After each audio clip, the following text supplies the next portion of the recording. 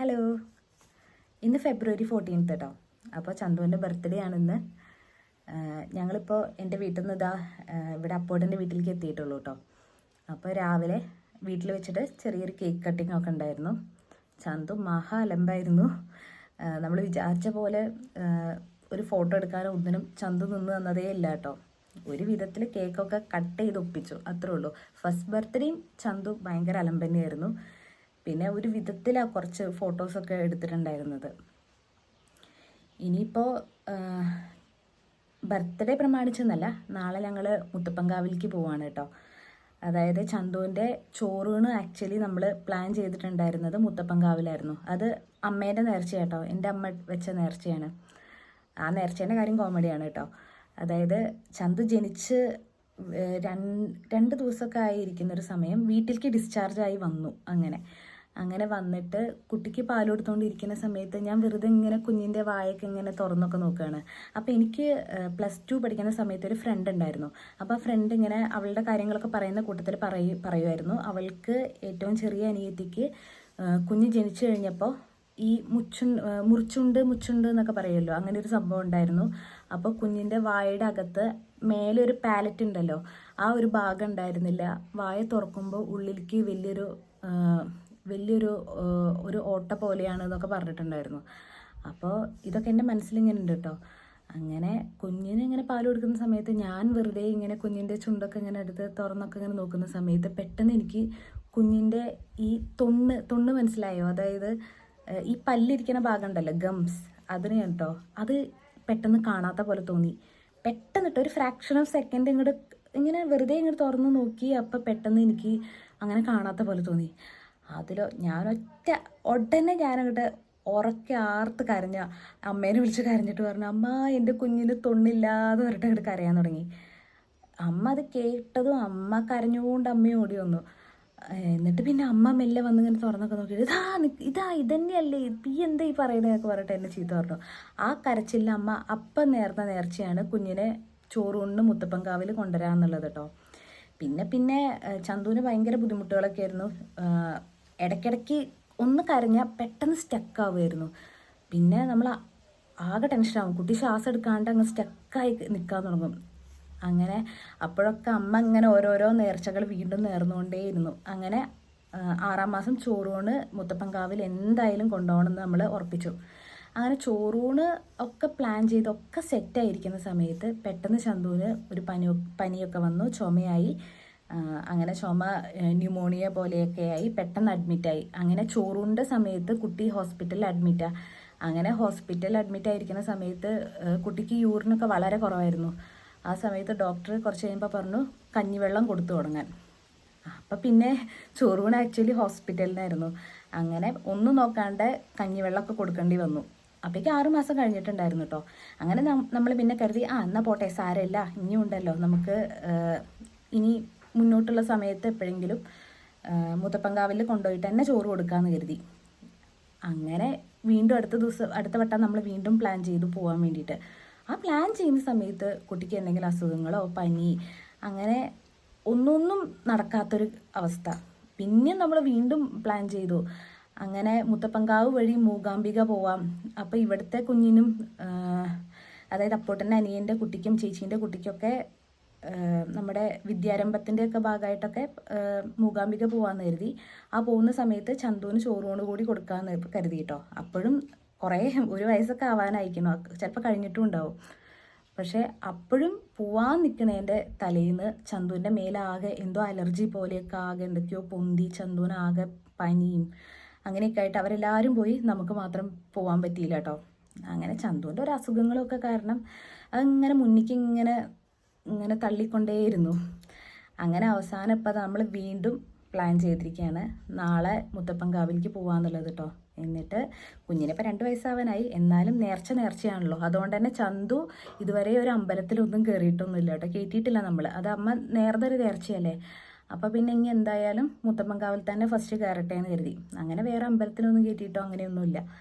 അപ്പോൾ നമ്മൾ നാളെ എന്തായാലും കുഞ്ഞിനെ മുത്തപ്പൻകാവിൽ കൊണ്ടുപോകാൻ വേണ്ടി പ്ലാൻ ചെയ്ത് വെച്ചേക്കാണ് കേട്ടോ. അപ്പോൾ നാളെ പോകും.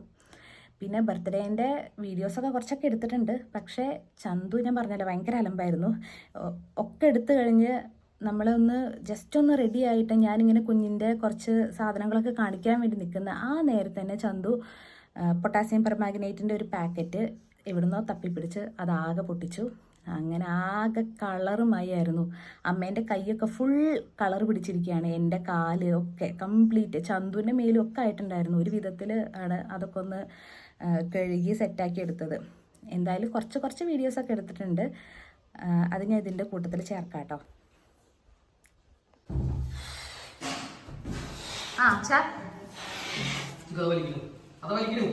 ചന്തു ഒന്നും ഇവിടെ വാ.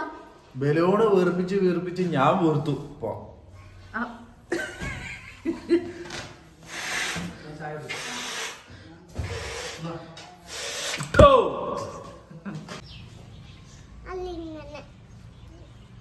തോളത്ത് കൂടെ കൈയിട് ചന്തു. അങ്ങനെ ഇരിക്കൂടെ ചന്തു. ഞാൻ ചിരിച്ചു രണ്ടുപേരും ഇവിടെ നോക്ക്. ജാനി ഒന്ന് ചിരിച്ചു. ഒന്ന് ചിരിക്കണ ചന്തു. ആ ഇന്ന് ചന്തുവിന്റെ ബർത്ത്ഡേ ആണേ. നമ്മള് കേക്കൊക്കെ മുറിക്കണ്ടേ നമുക്ക്? ചന്തുവിന്റെ പിറന്നാളാണ്. ആ കേക്ക് മുറിക്കണ്ടേ?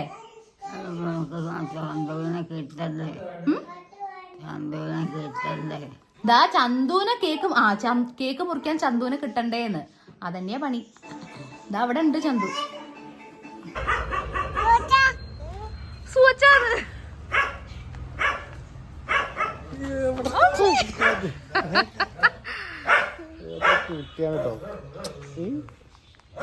ഇതാരാ ചന്തു?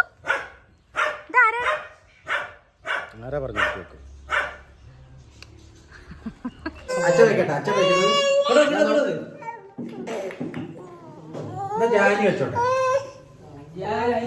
അപ്പൊ ചെലപ്പോ ചാൻസ് ഇത് വെക്കാറ്. ഇത് തലയിൽ വെക്കണം.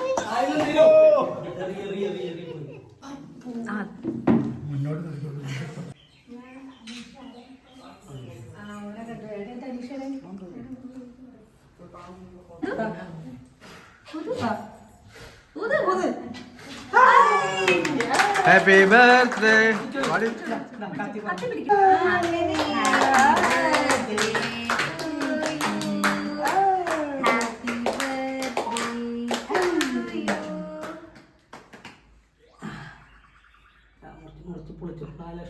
അവനത് മുറിക്കായിട്ടായിരുന്നു.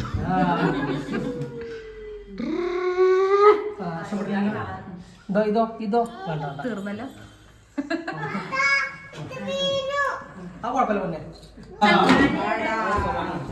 അടിപൊളി.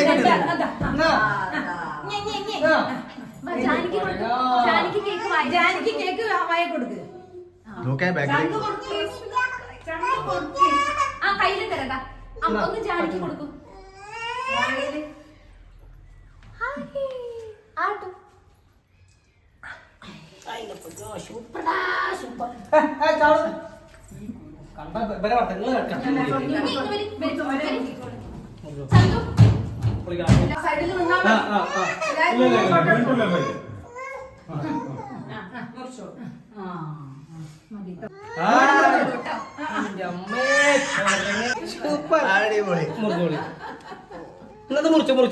മുറിച്ചോ. അങ്ങനെ മുറിക്കുക. Happy birthday to you. ഈ ഡ്രസ് കളയാം. അച്ഛൻ ലേശം കൊണ്ട. അച്ഛൻ ലേശം കൊണ്ട. അവിടെ ആ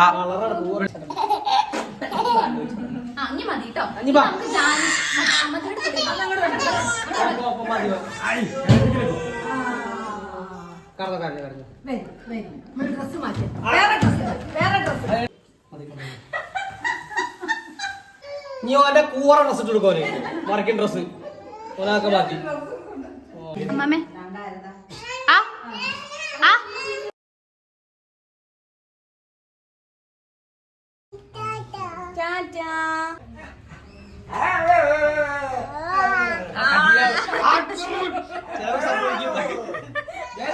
ബൈ ജാനി.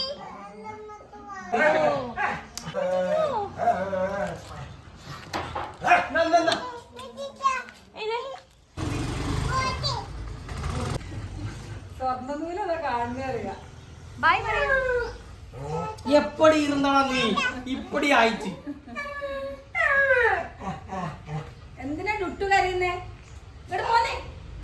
ഏയ് എന്നാ ഞാൻ നന്നായിട്ട് തന്നെ എടുക്കട്ടെ കേട്ടോ.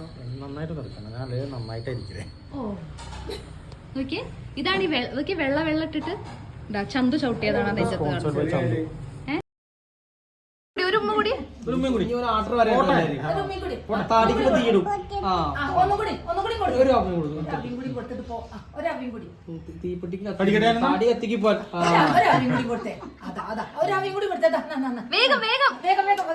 ഒരക്കാനുള്ളതിലാണ് തീയിട്ടുള്ള പരിപാടി ഇവിടെ. അമ്മ തീപ്പെട്ടി ഉരയ്ക്കാൻ പഠിച്ചിക്കണേ. കഴിഞ്ഞ ദിവസം ഉരച്ച് ബെഡിലിട്ടു.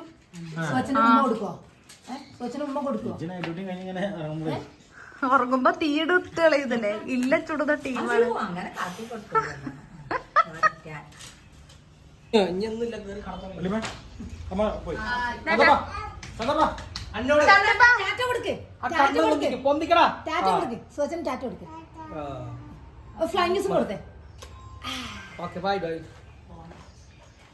എല്ലാരും പറഞ്ഞേ അമ്മയ്ക്കപ്പൊ വീഡിയോയിലൊക്കെ വരാനൊക്കെ അറിയാം, സംസാരിക്കാനൊക്കെ അറിയാം, പക്ഷെ അമ്മേന്റെ ഫ്രണ്ട്സ് വരണമെന്ന്.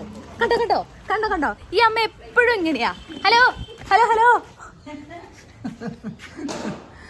അമ്മ ആയിക്കോട്ടെ. ഭക്ഷണം കഴിക്കാറുണ്ടോ?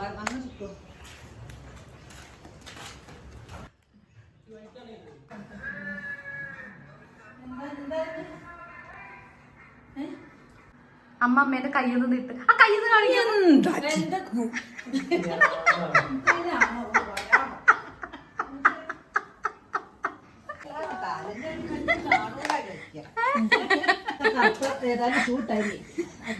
എന്റെ കാലം എന്റത് കളിയാക്കി. ഞാൻ വല്ലാതെ വന്നിട്ട് ചന്തു ഇങ്ങനെ ഒരു വില്ലനായല്ലോ. ബർത്ത്ഡേ ദിവസം മറക്കാൻ പറ്റാത്ത ദിവസം. പൊട്ടാസ്യം പെർമാഗ്നേറ്റ് വിതറിയ ബർത്ത്ഡേ ദിവസം അത് മുറിച്ചല്ല ആഘോഷിച്ച്. ആ പൊട്ടാസ്യം പെർമാഗ്നേറ്റ് വിതറി ഞങ്ങൾ ആഘോഷിച്ചു.